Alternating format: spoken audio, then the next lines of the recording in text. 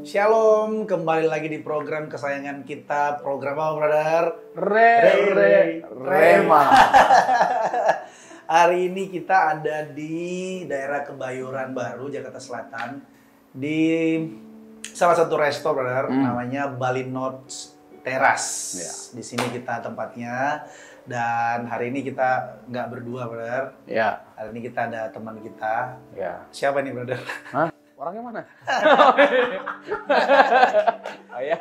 Oke. Kita kenalin, udah kita kenalin. Tapi ini kan dia udah pernah sama kita. Enggak, tadi pas saya lagi di Jalan Raya, sama lampu merah, saya lihat ada orang. Oh. Nah, inilah orangnya. Saya suruh masuk gitu. Tapi aku yang nyupir kan. Oke, ini dengan Oke. Pastor Mario. Selamat datang, Pastor. Thank you, Pastor Mike. Sering kita, kalau aku manggil dia selalu Bang Mario gitu, karena ya. Dia mirip abang-abang. Iya. Oke, hari ini kita ada mau bahas tema tentang pelangi tak selamanya indah. Oke. Apa itu?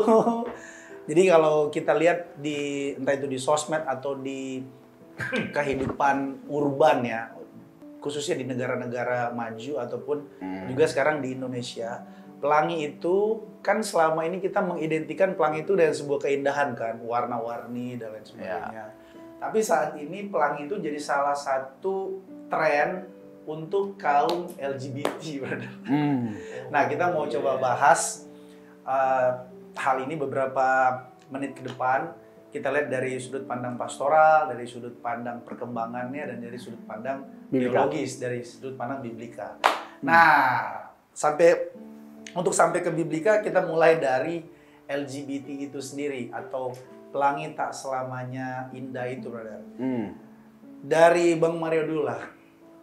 Bang, Oke. kalau kita bicara tentang LGBT, itu kan apa kepanjangan LGBT? Lesbian, gay, gay, biseksual, transgender. queer. Ada Q sekarang. Oh, ada Q. Ada Q, Ini queer. kali perkembangannya ya kan? Dan ada kamu. Iya, katanya kalau menurut data katanya 9 dari 10 laki-laki yang kalau lagi jalan bareng, itu salah satunya ada yang tapi ya udahlah, kita bahas di lain waktu soal itu. Coba Abang jelasin lebih kepada perkembangannya. Sebenarnya LGBT ini dari mana sih asalnya, atau gimana pertama kali LGBT itu berkembang pesat, terus bagaimana keadaannya di Indonesia? Tentu kalau perkembangan permulaannya kita bisa melihat nanti sudut pandang Alkitab. Boleh. Karena Alkitab sempat menyinggung tentang perilaku itu. Ah. Nah, di dalam dunia modern ternyata dari tahun 1967 itu di Inggris, parlemen di Inggris sudah mulai membuat aturan yang melegalisasikan. Bayangkan, tahun 1967 sudah melegalisasikan hubungan seksual sesama jenis.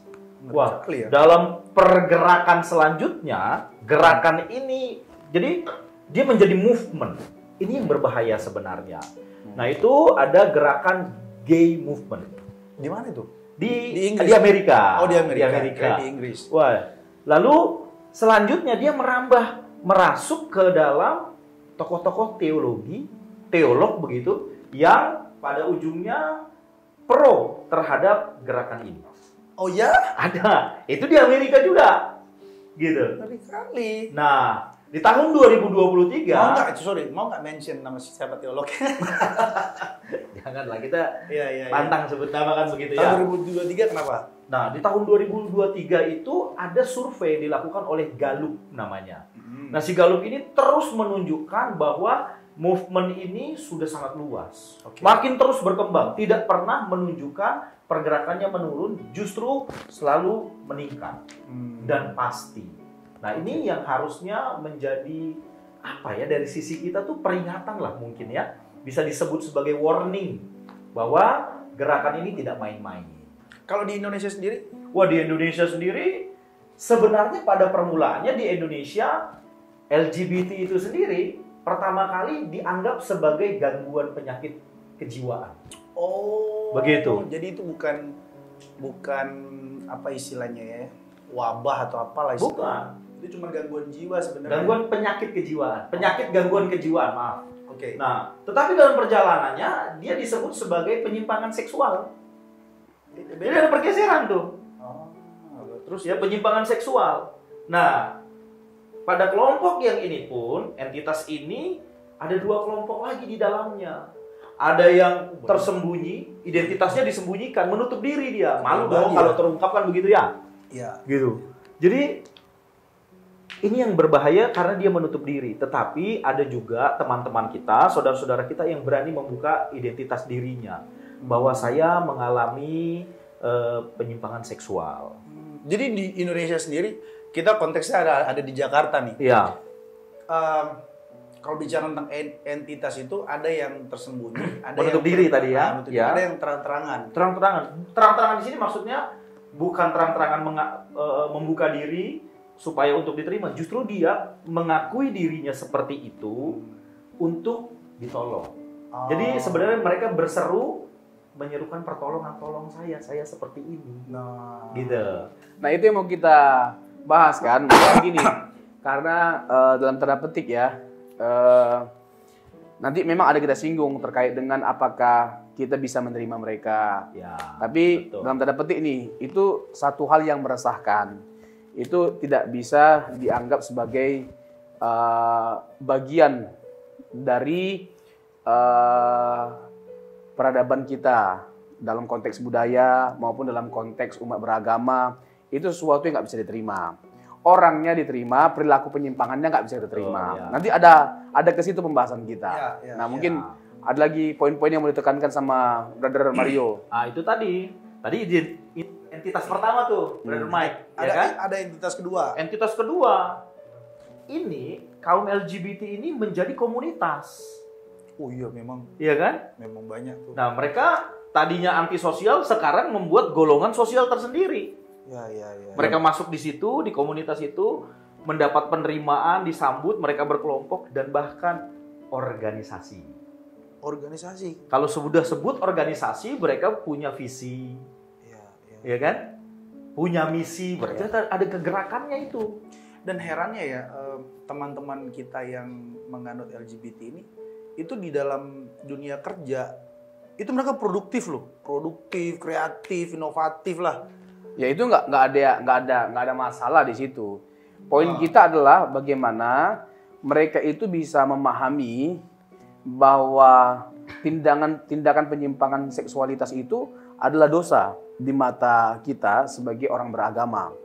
Jadi, bagi saya sejauh yang saya amati tidak ada satupun agama yang melegalkan. Apalagi kalau kita bicara tentang kekristenan, nanti kita akan buktikan secara teologis. Nah, tapi kita bisa lihat lah ya dari sosial ya, dari sisi sosial, bagaimana mereka itu punya effort yang luar biasa supaya ada penerimaan terhadap mereka. Tadi masuk ke dunia organisasi, betul. Ya kan? Yang lebih mengerikan lagi ketika masuk ke dunia pemerintahan, lalu mereka mencoba membuat aturan supaya ada legal.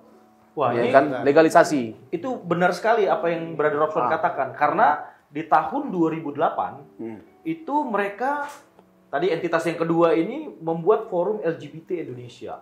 Dan itu mereka di tahun 2013 mengajukan ke Komnas HAM supaya ketok palu tadi ya. Berarti kita legalitasnya ngeri kali. itu loh. Ya. Jadi usaha untuk diterima oleh orang lain dan mereka bagian dari masyarakat yang pada umumnya Dan mau dianggap normal begitu kan? Ya bahasa sederhana sih sebenarnya. Tidak merugikan bukan berarti itu tidak salah. Tidak merugikan bukan berarti itu tidak dosa. Ini kan kita harus pertama-tama mendudukkan persoalannya. Persoalan utama adalah ini salah nggak dari sisi mata agama. Kalau ini salah, mereka baik pun mereka berbuat sesuatu yang menguntungkan orang banyak, tidak bisa itu menjadi alasan untuk kita menerima penyimpangan seksualnya. Karena dari sudut pandang agama tentu tidak ada satu agama pun yang mendukung gerakan mereka. Sorry aku potong, gerakan ini sampai kepada ada istilah reduksionisme itu benar. Nanti brother bisa gali lebih dalam setelah ini nanti. Ya teks-teks tertentu direduksi. Iya, arti atau maknanya. Orang di Alkitab ada kok begitu. Nah, mereka menyebut dirinya sebagai kaum revisionis ketika mereka mencoba memberikan makna baru dari sebuah teks yang kita anggap itu jelas-jelas menentang LGBT. Ya. Tapi sebelum lebih jauh, ini di segmen ini Bang Mario coba kasih argumen terkait dengan sebenarnya aktivitas LGBT ini sendiri seberapa masif sih di tahun sekarang nih 2024 nih kita sekarang. Ya kalau kita melihat tadi Fenomena. Mr. Mike, fenomena tadi dan hasil penelitian Gallup di Amerika, dan itu pergerakannya terus masif. Iya. Gitu ya, sangat masif gitu. Bahkan mereka punya komunitas yang kerap kali fellowship. Ngeri. Dan dalam tanda petik nih ya. Dan kalau dibiarkan ini menjadi sebuah gelombang yang tidak terbendung. Tidak terbendung. Seperti sebuah benar. gelombang es yang makin lama makin membesar. Ya. Jadi kita nggak bisa berdiam diri, kita harus bersuara. Jadi lebih bagus sifatnya gini, lebih bagus mencegah daripada mengobati. Mengobati. Iya. Karena pasti mahal kalau sudah mengobati itu. Iya. Iya. Gitu. Minum dulu lah, Bang. Iya. Makanya. Bang. Siap. Minum dulu, Bang. Jadi haus kita ya. Iya, nanti setelah ini baru kita lanjut lagi.